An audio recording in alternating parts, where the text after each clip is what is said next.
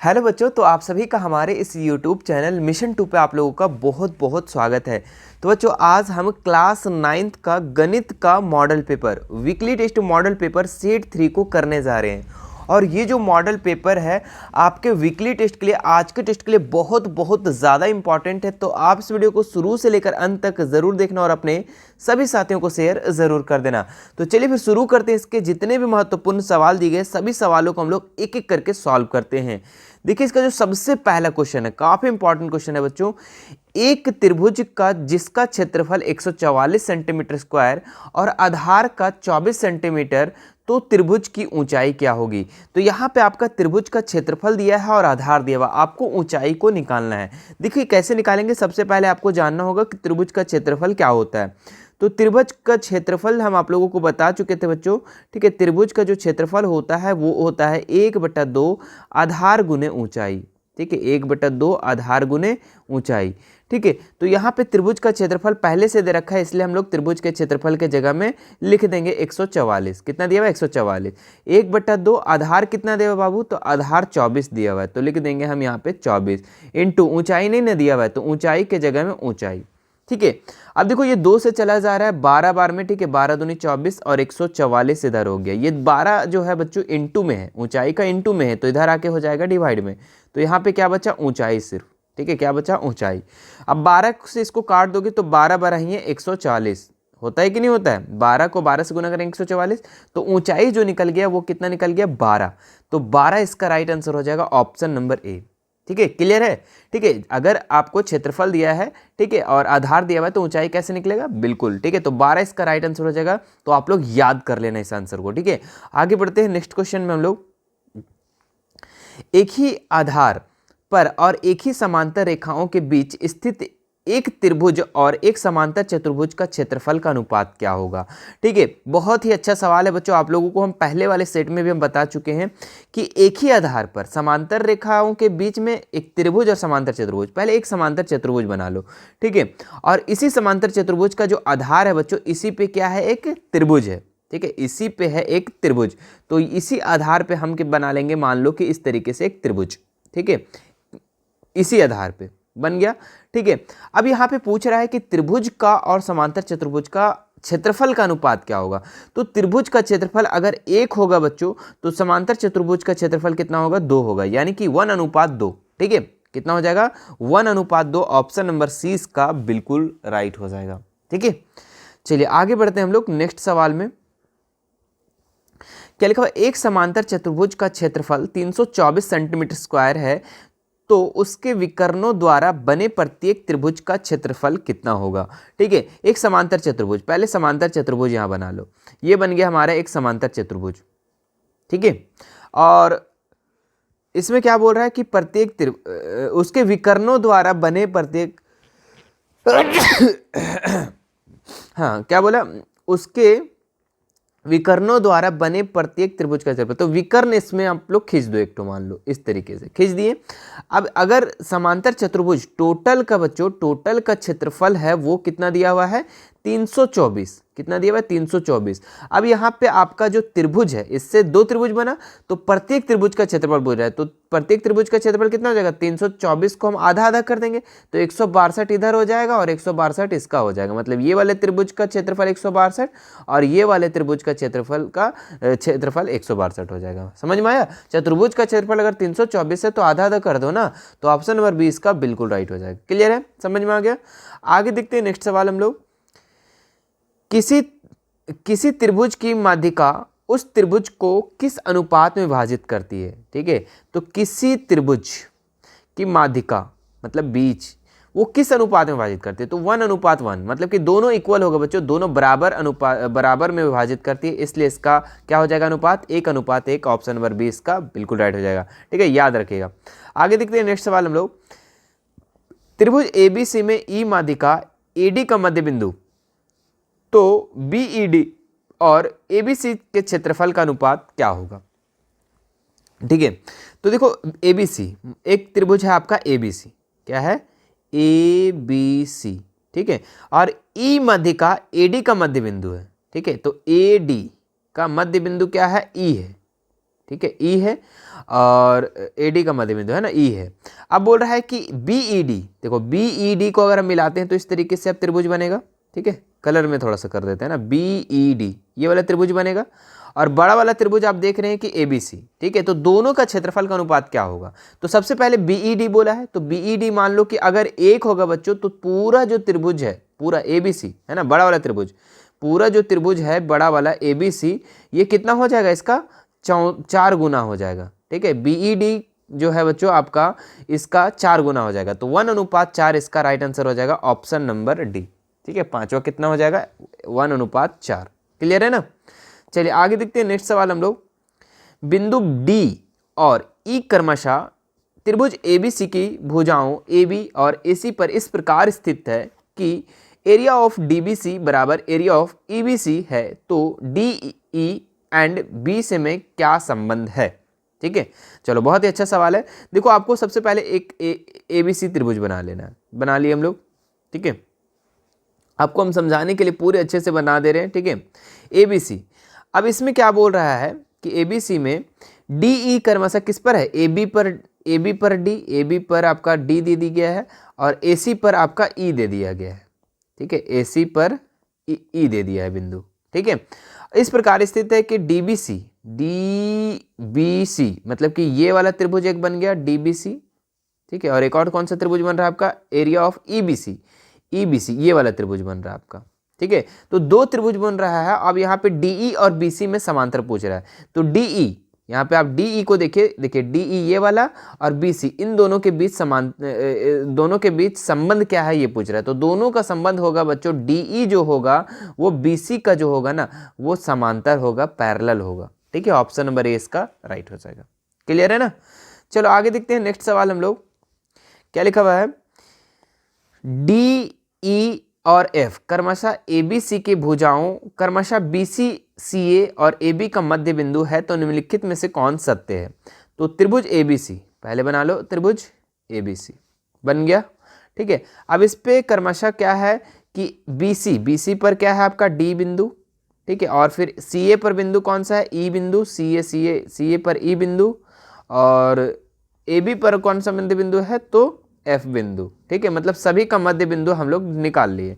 अब यहाँ पे निम्नलिखित में कौन सत्य है? तो तीनों को मिला दो, पहले मिल गया। अब कौन सत्य है बच्चों? तो यहाँ पे आप देखो कि दोनों का क्षेत्रफल बराबर होगा, कभी भी बताओ, कभी भी बराबर होगा। बड़ा वाला त्रिभुज ABC आप जो देख रहे हैं और ये जो छोटा वाला त्रिभुज देख रहे हैं DEF, क्या दोनों बराबर होगा? नहीं, तो ये ऑप्शन कट गया। दूसरा कि इसका 1/2 गुना होगा? नहीं, ये भी कट गया, ठीक है। तीसरा 2/3, ये भी नहीं होगा, 1/4 होगा बच्चों, ठीक है। कितना हो जाएगा? 1/4। ABC का ये 1/4 गुना आपका DEF का क्षेत्रफल होगा। मतलब कि अगर ये 1 होगा तो ये टोटल का क्षेत्रफल 4 होगा। मतलब अगर DEF क्षेत्रफल 1 होगा तो ABC का क्षेत्रफल 4 होगा, मतलब कि 1:4। मतलब कि DEF जो होगा एरिया, उसका क्षेत्रफल उसका ABC का 1/4 गुना होगा। ऑप्शन नंबर डी इसका राइट हो जाएगा। क्लियर है? आगे देखते हैं नेक्स्ट सवाल। आप लोग सभी आंसर को अच्छे से याद कर लेना, बहुत ही ज़्यादा इंपॉर्टेंट सवाल है। एक समलंब ABCD जिसमें AB और DC समांतर है के विकर्ण AC एंड BD परस्पर O पर प्रतिच्छेद करती है। यदि area of AOD x centimetre square है तो BOC कितना होगा? ठीक है, तो सबसे पहले एक समलंब हम बना लेते हैं। क्या? चतुर्भुज बन गया हमारा समलंब चतुर्भुज ये, ठीक है, जिसका नाम हम दे देते हैं ABCD। कोई दिक्कत नहीं। अब AB जो है, ये वाला AB जो है आपका DC का क्या है? पैरेलल है, ठीक है, दोनों समांतर है, ठीक है, अच्छी बात है। और AC और BD विकर्ण है। AC और BD जो है विकर्ण, और किस पे प्रतिच्छेद करती है? O पर प्रतिच्छेद करती है। क्लियर है यहाँ तक? AOD बच्चों देखो, AOD कहाँ पे है? तो AOD देखिए, AOD ये वाला त्रिभुज, और दूसरा आपका त्रिभुज बोल रहा है कि BOC, ठीक है। तो AOD का मान दे रखा है x सेंटीमीटर स्क्वायर, ठीक है। तो BOC का भी कितना हो जाएगा? x सेंटीमीटर ही स्क्वायर होगा इसका भी, ठीक है। तो x सेंटीमीटर स्क्वायर यानी कहाँ पे है? ऑप्शन नंबर ए में है। ऑप्शन नंबर ए इसका राइट हो जाएगा। मतलब कि दोनों का त्रिभुज का क्षेत्रफल जो होगा ना वो इक्वल होगा। आगे देखते हैं हम लोग नेक्स्ट सवाल। यहाँ पे किसी ABC त्रिभुज ABC की माध्यिका उस त्रिभुज की विभाजित उस त्रिभुज को विभाजित करती है हमेशा। क्या हमेशा विभाजित करती है बच्चों? तो बराबर क्षेत्रफल वाले त्रिभुजों में विभाजित करती है। ऑप्शन नंबर बी डी इसका राइट हो जाएगा। ठीक है, सारे सवाल आप लोगों को हम पिछले मॉडल पेपर में भी करवाए थे। ठीक है, आप लोग अगर उसे नहीं देखे हैं तो इस वीडियो को देख लेने के बाद आप सेट को भी जरूर से जरूर देख लेना। ठीक है, सेट 1 और सेट 2 को। समबाहु त्रिभुज का क्षेत्रफल क्या होता है मेरे प्यारे बच्चों? बहुत ही ज्यादा इंपॉर्टेंट। तो समबाहु त्रिभुज का क्षेत्रफल जो होता है वो होता है √3/4 भुजा स्क्वायर या फिर ए स्क्वायर। ठीक है, तो ये होता है, आप लोग याद रख लेना इसको। क्लियर है? लिख लो अच्छे से, √3/4 ए स्क्वायर। आगे देखते हैं हम लोग। क्वेश्चन दिया हुआ है डी ई एंड एफ क्रमशः चतुर्भुज है। ठीक है, एबीसी की भुजाओं बीसी और सीए और एबी का मध्य बिंदु क्या है? डीईएफ है। ठीक है, और दर्शाइए कि बीडीईएफ जो है ये एक समांतर चतुर्भुज है। देखिए इसको कैसे बनाना है आप लोगों को समझना है कि आपका एक त्रिभुज दिया हुआ है एबीसी, यहाँ पे आप चित्र को देख रहे हैं, एबीसी एक क्या है? त्रिभुज है। ठीक है, और इसी त्रिभुज में आपका मध्य बिंदु डीईएफ है, दिया हुआ है। देखिए डीईएफ बिल्कुल आप देख रहे हैं। अब इसमें क्या बोल रहा है कि आपको सिद्ध क्या करना है कि BDEF, ठीक है, BD और EF ये वाला जो है आपका एक समांतर चतुर्भुज है, इसको आपको प्रूव करके बताना है। चलिए बहुत ही अच्छा सवाल है, देखो कैसे बनाना है। आपको जो दिया है उसको लिख लेंगे। DEF क्रमशः त्रिभुज ABC की भुजाओं BC और CA और AB का मध्य बिंदु है। एकदम जो क्वेश्चन में है आपको टू कॉपी उसी तरीके से छाप देना है। क्या है कि D जो है और E और F जो है क्रमशः ABC की BC भुजा का मध्य बिंदु और CA का मध्य बिंदु E और AB का मध्य बिंदु ये F है। ठीक है, ये चीज को हम लोग लिख देना है। आपको सिद्ध क्या करना है कि BDEF जो है एक समांतर चतुर्भुज है। ठीक है, आगे देखो, प्रमाण ले लेना है आपको, और प्रमाण लेने के बाद ABC त्रिभुज में आप लेंगे। ठीक है, ABC बड़ा वाला त्रिभुज में, तो उसमें EF और BC को समांतर देखेंगे आप। ठीक है, EF ये वाला और BC ये दोनों क्या है? समांतर है, पैरेलल है। ठीक है, कैसे पैरेलल है? क्योंकि मध्य बिंदु का प्रमेय द्वारा ये होता है। ठीक है, अब जहां EF और BC जब समांतर है बच्चों, तो हम लोग उसको लिख सकते हैं EF और BD भी क्या होगा? समांतर होगा, है ना। EF कहाँ गया? EF और BD ये दोनों भी क्या हो जाएगा? समांतर हो जाएगा। तो यहाँ पे हम समांतर चतुर्भुज का दो भुजा को हम लोग क्या कर दिए? समांतर कर दिए, पैरेलल कर दिए। इसको हम लोग समीकरण 1 मान लिए। आगे देखो क्या लिखा हुआ है? ED और AB जो है ये क्या है? पैरेलल है। ED और AB, ED कहाँ गया? देखो ED ये वाला और ये AB जो टोटल आप पूरा देख रहे हैं वो दोनों क्या है? पैरेलल है मध्य बिंदु के प्रमेय द्वारा। अब जब वो दोनों बराबर है बच्चों, तो हम लोग उसको लिख सकते हैं ED और BF भी बराबर है, ED और BF बराबर। और अभी हम लोग जस्ट सिद्ध क्या किए थे? ये ऊपर वाला और ये वाला दोनों क्या था? बराबर था। अब देखिए इसका पैरेलल ये हो गया, इसका पैरेलल ये हो गया। इसका मतलब कि आमने सामने की भुजा अगर पैरेलल हो गया यानी कि समांतर हो गया, तो इसका मतलब क्या हो गया कि समीकरण 1 और 2 से अगर आप दोनों को मिलाकर चेक करेंगे तो ये BDEF जो हो जाएगा एक समांतर चतुर्भुज हो जाएगा। ठीक है, ये आपका सिद्ध हो गया। ठीक है, अब तो आप इसका स्क्रीनशॉट ले लो अच्छे से। ये रहा क्वेश्चन। आगे देखते हैं नेक्स्ट सवाल हम लोग। दर्शाइए कि त्रिभुज की माध्यिका उसे बराबर क्षेत्रफल वाले दो त्रिभुजों में विभाजित करती है। देखिए इसको कैसे सॉल्व करना है कि त्रिभुज यहाँ पे है और उसकी माध्यिका दो बराबर भाग में क्षेत्रफल में विभाजित करती है, ये आपको प्रूव करना है। जैसे आप देख रहे हैं चित्र में। ठीक है, चित्र में आप देख रहे हैं कि ये आपका एक त्रिभुज है। ठीक है, ये क्या है? आपका त्रिभुज है ABC, और इसका जो माध्यिका है बच्चों, इसको दो बराबर भाग में बांटता है। इसको आपको सिद्ध करना है। आपको दिया है वो लिखते हैं हम लोग। ABC एक त्रिभुज है तथा AD एक माध्यिका है। ठीक है, AD क्या है? एक माध्यिका है, ये वाला। ठीक है, और सिद्ध क्या करना है? सिद्ध करना है कि ABD और ACD जो है ये क्या है? दोनों बराबर है, दोनों का बराबर क्षेत्रफल। ठीक है, एरिया ऑफ ABD और ACD। ठीक है, अब आपको यहाँ पे एक रचना कर लेना है। AN लंब BC, AN जो है ये लंब BC का हम लोग खींच लेंगे। ठीक है, अब प्रमाण लेंगे हम लोग। प्रमाण क्या लेंगे कि ABD, एरिया ऑफ ABD ये वाला आप देख सकते हैं ABD। इसमें अगर आप देखें बच्चों तो 1/2 आधार गुने शीर्षलंब होगा। तो 1/2 आधार कितना है हमारे पास? BD है। आधार क्या है हमारे पास? BD, और शीर्षलंब क्या हो जाएगा हमारा? AN। ये लंब है ना, देख रहे हैं आप? लंब। ठीक है, तो अब देखिए यहाँ पे हम लोग लिख सकते हैं इसको 1/2 CD इंटू AN। क्यों? क्योंकि BD और CD जो है वो इक्वल है। ठीक है, BD और सी डी जो है ये दोनों क्या है, इक्वल है, इसीलिए हम लोग इसको ऐसे लिख सकते हैं। ठीक है, तो इसको समीकरण 1 ले लो। आगे देखते इसी तरीके से हम लोग फिर से लेंगे कि ए सी डी बराबर 1/2 आधार गुने शीर्षलंब। तो ए सी डी त्रिभुज में अगर हम लेते हैं तो वहाँ पे आप देख सकते हैं कि सी डी और ए एन जो होगा वो आधार होगा सी डी, और ए एन क्या हो जाएगा, शीर्षलंब हो जाएगा। ये समीकरण 2। अब दोनों समीकरण से अगर हम लेते हैं बच्चों, तो यहाँ देखिए कि अगर इसका लेफ्ट साइड बराबर है, अगर इसका लेफ्ट साइड बराबर है तो राइट साइड भी दोनों बराबर होगा। तो ए बी का क्षेत्रफल और ए सी डी का क्षेत्रफल जो हो जाएगा वो दोनों इक्वल हो जाएगा, बराबर हो जाएगा। ये हम लोग का प्रूव हो गया। ठीक है, तो इसके भी आप स्क्रीनशॉट ले सकते हैं। आगे देखते हैं नेक्स्ट सवाल हम लोग।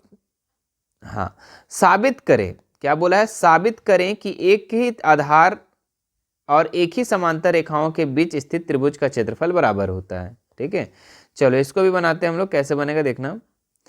सबसे पहले जो दिया है उसको हम लोग लिख लेंगे। क्या दिया हुआ है, ए बी सी और डी बी सी एक ही आधार बी सी पर तथा एक ही समांतर रेखाओं बी सी और ए डी के बीच स्थित है। ठीक है, जो क्वेश्चन दिया हुआ उसी को हम लोग लिख लेंगे। फिर आपका देखिए सिद्ध करना है, क्या सिद्ध करना है, त्रिभुज A B C, area of A B C और डी बी सी जो है वो बराबर है। मतलब कि ए बी सी ये वाला त्रिभुज, ठीक है, और डी बी सी ये वाला त्रिभुज, दोनों को क्या करना है, हम लोग को बराबर करना है। अब हम लोग यहाँ से क्या ले लेंगे, रचना ले लेंगे। रचना बोलो, यहाँ बनावट बोलो, बात बराबर है। ठीक है, सी ई पैरेलल बी ए मान लेंगे और बी एफ और सी डी हम लोग एक खींच लेंगे। ठीक है, मतलब कि सी ई का बी ए एक पैरेलल खींचेंगे और बी एफ का सी डी एक पैरेलल खींचेंगे। उसके बाद आपको यहाँ पे प्रमाण लेना है, ए बी सी डी एक समांतर चतुर्भुज है। ठीक है, और B F B C D एक समांतर चतुर्भुज है। ठीक है, चूंकि आपको पता है बच्चों कि ए बी सी समांतर चतुर्भुज ए बी सी ई और B F B C D एक ही आधार बी सी पर और एक ही समांतर रेखाओं के बीच है, इसीलिए हम दोनों को क्या कर देंगे, इक्वल कर देंगे। ठीक है, ये हमारा क्या हो जाएगा, यहाँ से प्रूव हो जाएगा। ठीक है, तो आप इतना स्क्रीनशॉट ले सकते हैं। क्लियर है? ठीक है, तो ये था बच्चों आप लोगों का सभी महत्वपूर्ण प्रश्न। ठीक है, मुझे आशा है कि आपको सभी क्वेश्चन समझ में आ गया होगा। ठीक है, और यदि मेरे प्यारे बच्चों आप अगर सेट 1 सेट 2 को नहीं देखे हैं तो चैनल पे अपलोड है, आप जाकर उसे ज़रूर से ज़रूर देख लेना। ठीक है, और बाकी कोई भी दिक्कत है, हमारे Instagram, Telegram, WhatsApp group, WhatsApp channel, social media का लिंक मैं डिस्क्रिप्शन में डाल दिया, वहाँ से आप हमसे ऐड हो सकते हैं और बेझिझक कोई भी सवाल हमसे कर सकते हैं। ठीक है, चलिए फिर मिलते हैं नेक्स्ट वीडियो में। Thank you so much.